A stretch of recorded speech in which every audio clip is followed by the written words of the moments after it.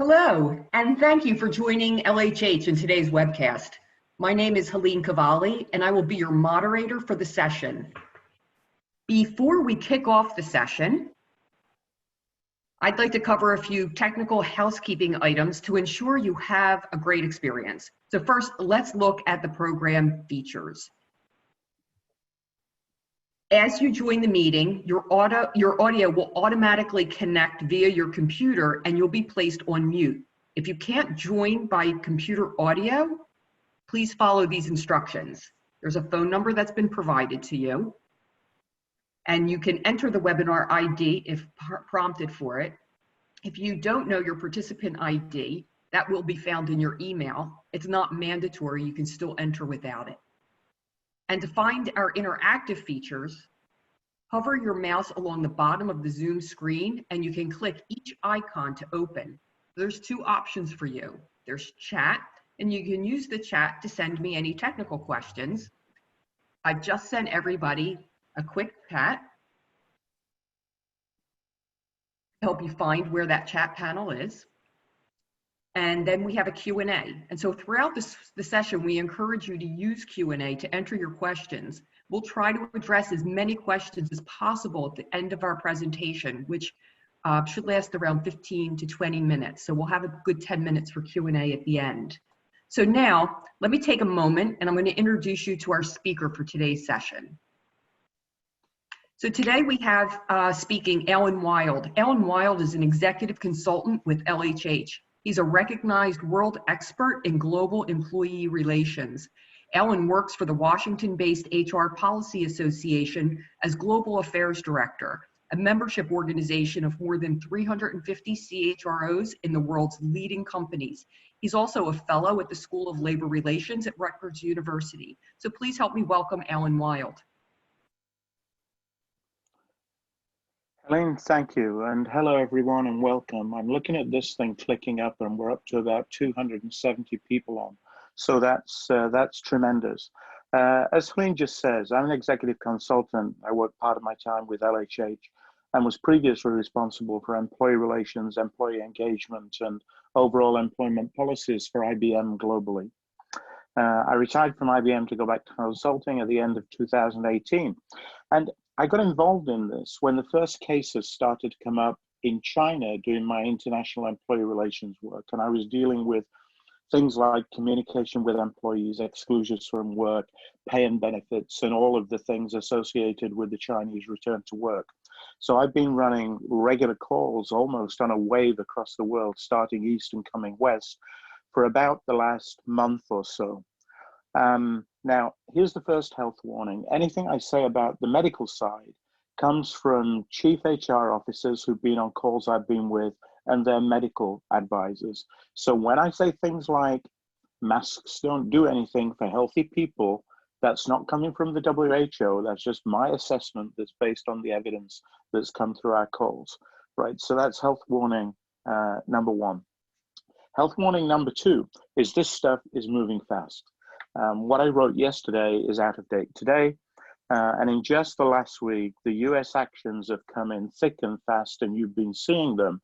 And incidentally, so is the attendance for this call. I'll get to this, but one of the key things is that we as businesses need to assure that we keep ourselves up to date with all the relevant and factual material. I was on with a client this morning who tells me that their policy advice of COVID-19 is now being updated twice a day. And from that information point of view, and again, I'll talk about this in more detail, your employees need to know that they can trust you for their continued safe working. So it's important that we're prepared for what might come up. So here we go, stay with me. I'm going to shoot for 15 to 17 minutes and then try and take some questions. There are plenty of calls and plenty of papers on this, and as LHH, as we normally try to do, we're going to try to make this the most comprehensive and the most relevant. So what I'm not going to talk about is about the health situation, about places, about numbers, unless they're completely relevant to the actions that we need to take. There are plenty of places you can go to get more than you need. What I am going to talk about are the phases of virus communication in various parts of the world and the important issues to consider, and what we've learned from other countries' experience. And China has been through the whole range of experiences now. In the last 24 hours, there were just 8 infections in China. I've been presenting calls now for more than 500 companies for about 6 weeks, along with experts. So what I want to do is cover the questions, the lessons, and the best practices that have come out of them and out of the companies themselves, not consultants, not us, but conversations we've been having with around 500 companies. And this is probably the most valuable piece of the broadcast, and I'll get to it at the end. I'll try and cover 5 issues. China and the return to work, areas of increasing exposure, new hots being South Korea and Italy, and fast spreading across Europe. I want to spend most time on the United States because that's home to many of you, and we've seen a massive 24 hours. And I'm going to build this section really around the guidelines that I've put together from a lot of company calls. These are what US companies are doing today. Well, actually, what they were doing last night when we had the last big CHRO call. I'll say a few words on India, and then I'll end on supply chain disruption and how to prepare for that. So one, China, really quick, the history. More than 80,000 people infected, 65,000 people have recovered, 3,200 deaths. Last 24 hours, only 8 new cases. Now, unless there's a new explosion outside of Wuhan, China is coming back to work. And that is why the day before yesterday, China put massive restrictions on incoming flights. The big China fear is the prevention of infection on the East Coast and coming into Beijing and Shanghai through travelers from Europe or the United States. Most companies are back in production, but no one's back to 100%. Motor industry is still at 40%. We have 300 million migrant workers who are coming back to work, and that's a half of the Chinese workforce. Stores are opening, and the shopping ban that was on, so, you know, I learned something from this. One of my friends in China, she was allowed to shop Monday, Wednesdays, and Fridays, and her husband was allowed to shop Tuesdays, Thursdays, and Saturdays. Otherwise, they were banned from leaving their home. That's been lifted. So right now, the government is moving from you know, encouraging people to get back to work safely now to getting back to work. And what we're seeing in China are labor shortages. We're seeing lots of companies paying people to return to work or with hiring bonuses. We're seeing problems in dormitories with people reluctant to moving into shared accommodation. We're seeing lots of things that they've done in cafeterias and social facilities to maintain social space between people and on food temperature. There's been a lot of temperature checking of return workers to prevent reinfection. We've seen a lot of, and this is one to watch, social media and gossip whistleblowing of suspected workers and how companies have had to deal with gossip going around a place or a social media that's saying X just sneezed in the corridor, we should all stop working there. And pay. And I want to talk about pay in the US context. Now, pay for China was dealt with by government decree, of course, as it would, and they made sure that people were being paid during exclusions. As we come to other countries, the US included, the question of whether you pay or not is going to be basically up to you in most places, so there are decisions to make. Hotspot, South Korea. Current global hotspot, South Korea, 8,000 infections, 80 deaths, but just 100 new infections in the last 24 hours. So that's starting to look good from a peak 7 days ago. If I turn to Europe, and many of you will be looking at the news, the hotspot is Italy, 12,500 cases, 168 deaths. And Italy, of course, borders a bunch of European countries and is a holiday destination at this time of year with skiing in the north. And a lot of the European increase, the prime source of infection, has been skiers coming home. So Italy is the position that we all hope to avoid in every country around the world. So Italy, as of Monday, imposed some draconian restrictions, which they increased the day before yesterday. So now if we look at Italy, Schools are closed, community facility closed, entertainment is closed, sport is closed, restaurants is closed, bars are closed. God knows what you do in Italy because coffee bars are all closed. So the only thing that's open are essential services, and retail. All stores are closed with the exception of food and pharmacies. So it really is a complete lockdown. So all non-essential work has stopped, though if we look at it, essential workers can get to work and partial public transport is still running.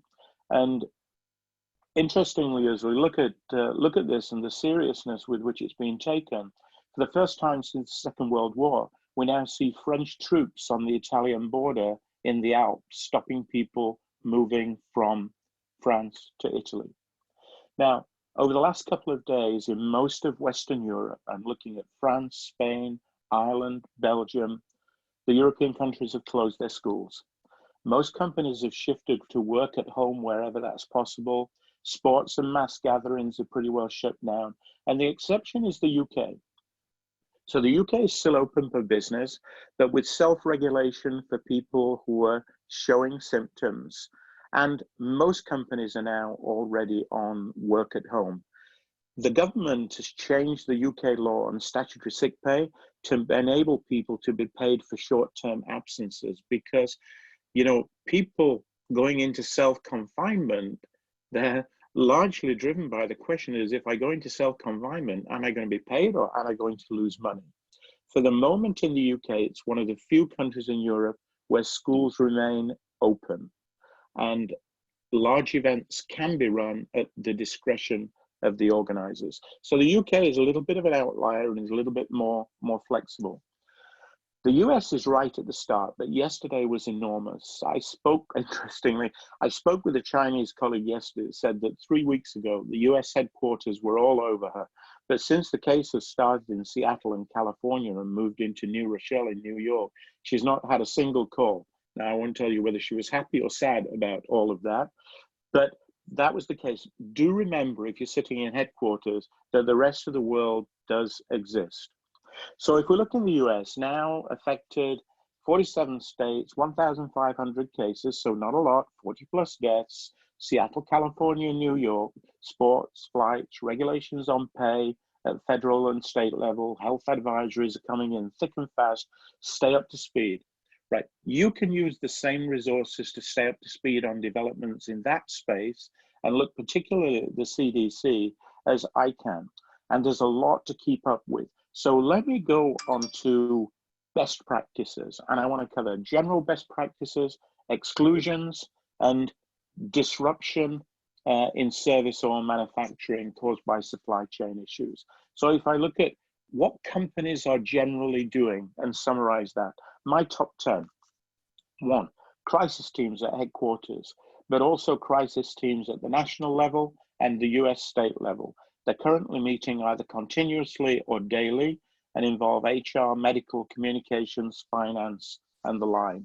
2, make one person globally, nationally, and by state responsible for keeping information up to date. The danger is that everybody is trying to do everything. Travel. The advisories have moved out from China, Italy, South Korea, and Iran to international generally and increasingly domestic. So the Trump flight ban will pretty well turn company policy choices into involuntary no travel internationally. Many companies have already canceled all internal flights, right? 4, meetings. Meetings are being called off, large conferences, large meetings, which involve travel and which involves so kind of fairly large gatherings of people. I've seen companies talking about as few as 10, most talking about meetings of 20 plus. Work at home where possible, and of course, all the issues that come along with that: safety, security, cybersecurity, communications, how leaders need to behave and how they need to manage, with hints and tips and all that goes with that. Maybe the most important, communication. So employees are being hit by all kinds of media, and by media whose interest is in selling their products through drama and controversy, right? People are worried about their health. They're also worried about their jobs. They need to hear the voice of reason and caution from their employer. What are you doing globally? What are you doing locally? Messages for particular groups like sellers and people who regularly visit other locations, like health workers or delivery drivers. Most companies have dedicated parts of their website to regular bulletins, and some companies are operating 24/7 employee advice lines, and companies are seeing a huge uptick by employees on their employee assistance programs, with people sharing the concerns and talking there. Hygiene advice: be public, be local. Keep your notices simple and have them brief and loud. The best one I heard was one that said, wash your hands right here, right now. And when you're doing your cleaning and disinfecting, let people see that you're doing it. Don't do it all at night or all in the early morning. Let people see that the cleansing programs are going through. 8, treat your contractors and visitors like your employees. The virus doesn't care about employment status. And start to ask people that are visiting where they've been in the last 2 weeks, and be very careful about who you let onto site. This one was fascinating. This came from Amazon, and I hadn't thought of this, but they said, tell people when they leave work in the evening to leave work as if they're not coming back tomorrow.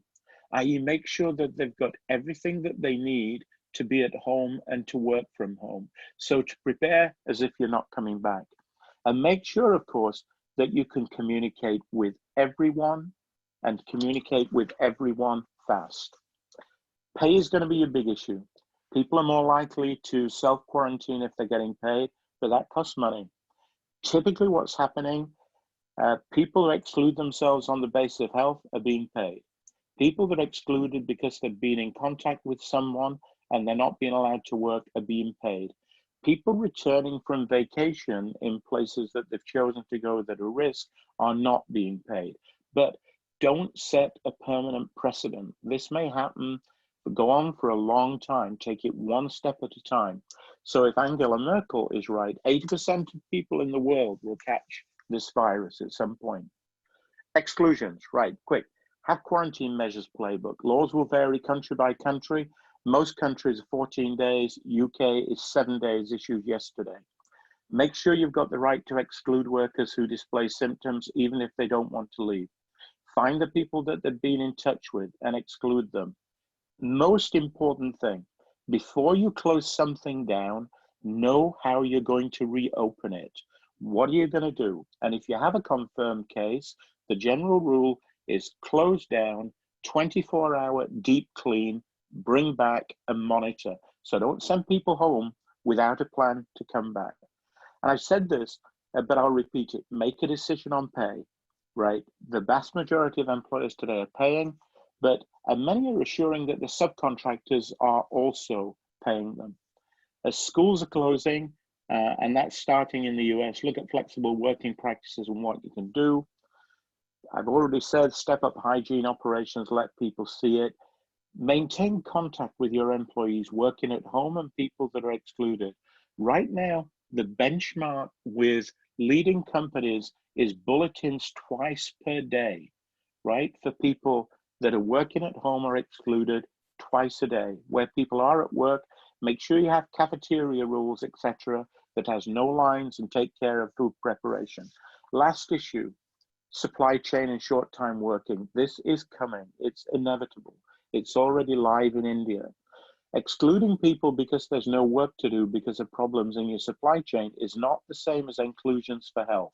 So make sure what the law says in other parts of the world and in the US, what your bargaining agreements say about layoffs. And in the US, don't forget the WARN Acts. The WARN Acts will apply if you have to lay off people for production shortages. Be sure you know what support you can get from the governments. In Europe, they're helping a lot.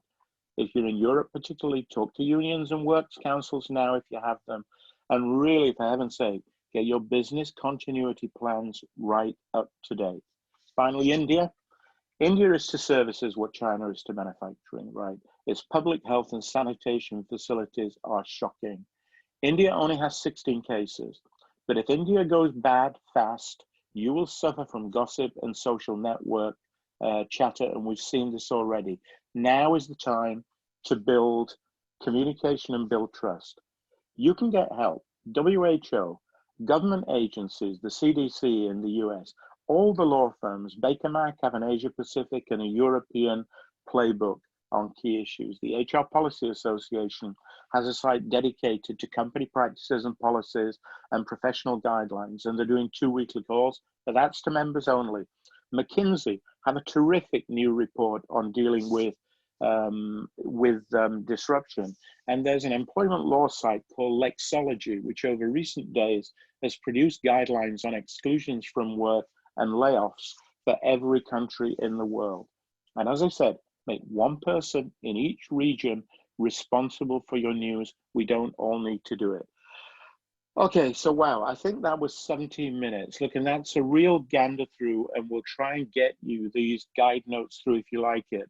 But let's go now and say what kind of, see what kind of questions you ask. Sorry, I was looking at that and reading it. Did I miss all the polls there, Helene? Do you want to go back onto those?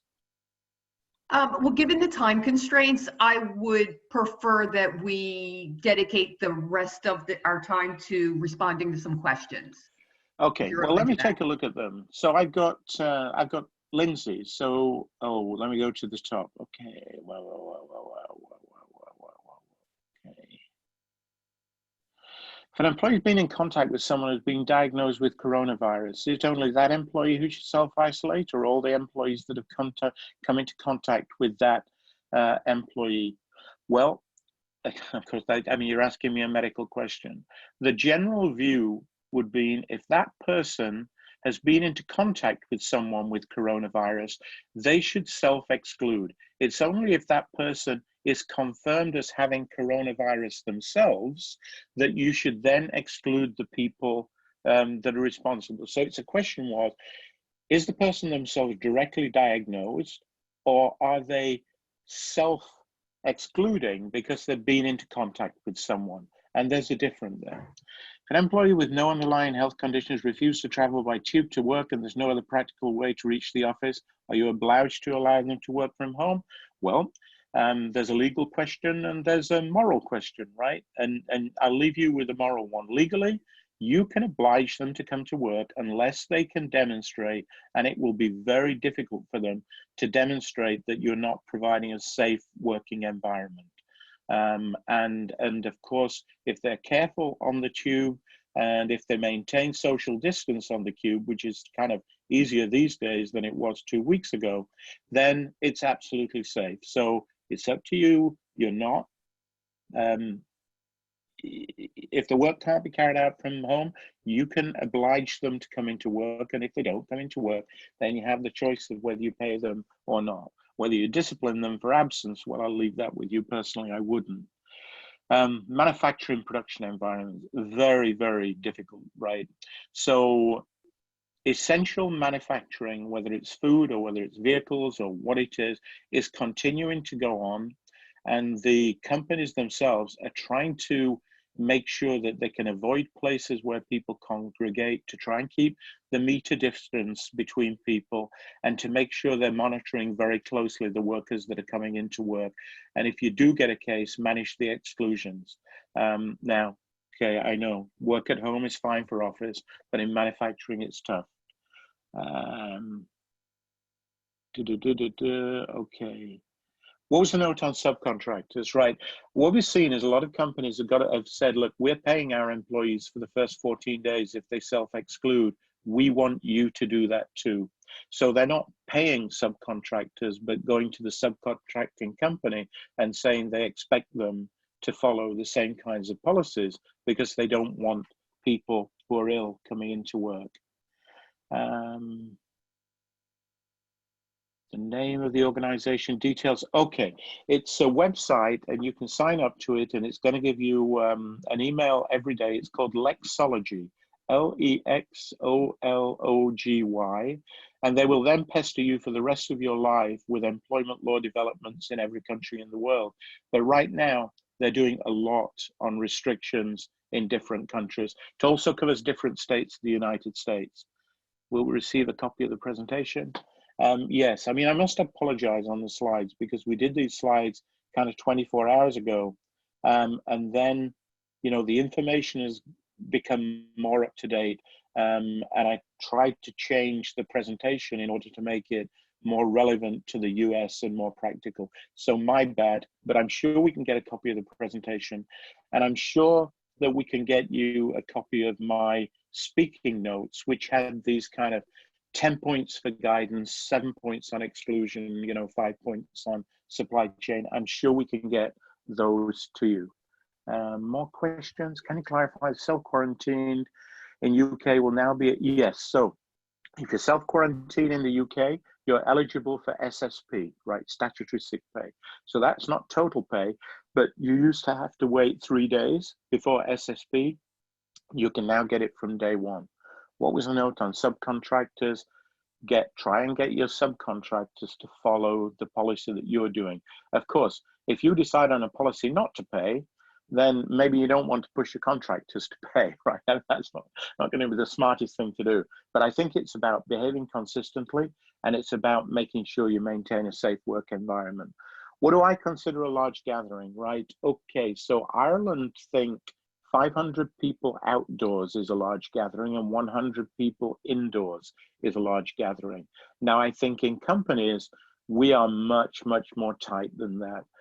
You know, and I would say, you know, large gatherings vary. If it's a large gathering from people in one location that work together, I think you can be more relaxed than people traveling from different places to come in. But I think the whole notion of traveling is now getting locked down.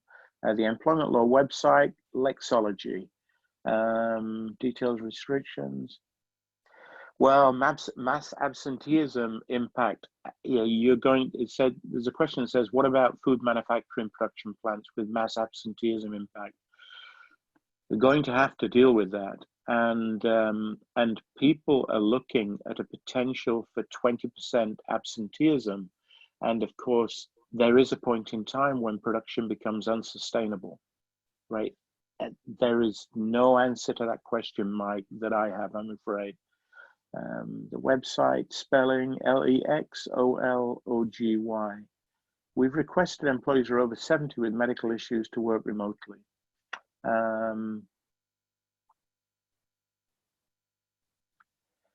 What guidelines do you suggest for employers when these requests come in to determine approving the request? I would say if you have employees over the age of 70 or over the age of 65, you should honestly be thinking, because these are the most vulnerable people, right? You should honestly be thinking about treating them differently. Now, if they request to work remotely, get yourself, whether my first point on exclusions was make yourself an exclusion protocol, right? So have a playbook for exclusions, and this would be one of the questions that went into your exclusions playbook. So you're being consistent right the way around the organization. Quelling hysteria and escalations, well, that's about you being the trusted source. I mean, we've had this in China. We had a huge walkout in Foxconn making Apple iPhones when they came back to work, and people refused to go into cafeterias and into dormitories. We had a company in India that sent home 650 people because there was gossip about a person that had fallen sick. And that was before there were any cases in India. And the company sent home 600 people without thinking about how they were going to bring them back.